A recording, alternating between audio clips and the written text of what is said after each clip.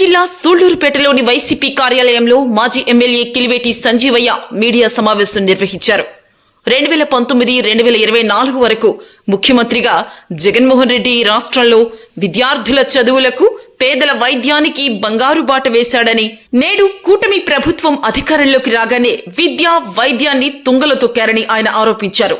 గత ప్రభుత్వంలో నాడు నేడు ద్వారా పేద విద్యార్థుల స్కూళ్లు, కార్పొరేట్ స్కూళ్లకు ధీటుగా నిలిచాయని, నేడు అదే పాఠశాలల్లో విద్యార్థులకు వసతులు, విద్యా ప్రమాణాలు కుంటుపడ్డాయని మాజీ ఎమ్మెల్యే కిలివేటి సంజీవయ్య వెల్లడించారు. మార్చి 12వ తేదీన విద్యార్థుల ఫీజు రియంబర్స్మెంట్ బకాయిలు విడుదల చేయాలని యువత పోరాటపాట కార్యక్రమం జిల్లా కలెక్టరేట్ ఎదుట చేపడుతున్నామని ఆయన తెలియజేశారు. నియోజకవర్గ వ్యాప్తంగా విద్యార్థుల తల్లిదండ్రులు, వైసీపీ నాయకులు, కార్యకర్తలు, యువత పోరుకు కదలి రావాలని కిలివేటి పిలుపునిచ్చారు. జగన్మోహన్ రెడ్డి అధికారంలోకి రాగానే సచివాలయం, వాలంటీర్లు, ఉద్యోగాలు ఇచ్చి నిరుద్యోగ యువతకు ఉపాధి కల్పించాడు.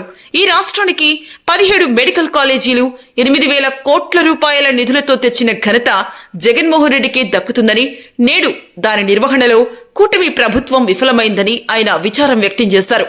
విద్యాశాఖ మంత్రి నారా లోకేష్ నిరుద్యోగ యువతకు 20 లక్షల ఉద్యోగాలు అని చెప్పి ఎంతమంది యువకులకు ఉద్యోగాలు ఇచ్చారో నేడు యువత గమనిస్తుందని ఆయన అన్నారు.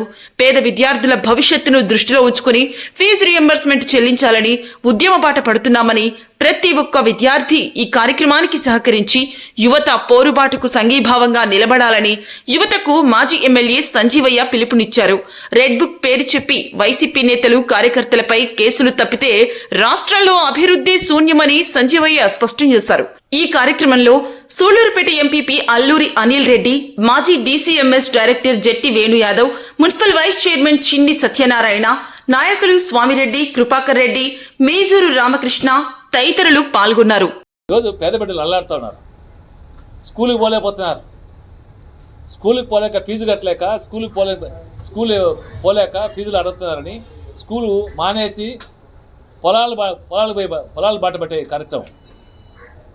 రోడ్ల గుంటల కాడకు పోయేది, ఇసుక బట్టల కాడకు పోయేది, ఇటుక బట్టల కాడకు పోయేది. ఈ కార్యక్రమం అవుతారు విద్యార్థులు. ఎందుకంటే 5 త్రైమాసికాల నుంచి ₹1 కట్టలేదు. స్కూల్లో ఫీజు అడుగుతున్నారు. రాకపోతే ఇంటికి పోమంటున్నారు, టీసీలు ఇవ్వమంటున్నారు. ఏమన్నా డిగ్రీ చదువుకున్న పేరు కావాలంటే, అయ్యా మా సర్టిఫికేట్ పూర్తయిపోయింది, కోర్సు పూర్తయింది, మీ సర్టిఫికేట్లు ఇస్తే ఉద్యోగం బావాలంటే సర్టిఫికేట్లు ఇవ్వట్లేదు. 4,600 కోట్లు కట్టాలి ఈరోజు కట్టలా.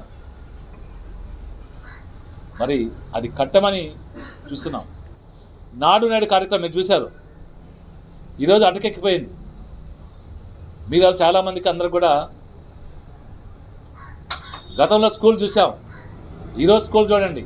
2019 నుంచి 24 లోపల ఎన్ని కోట్ల రూపాయలు పెట్టి స్కూల్ని బాగా చేసామో.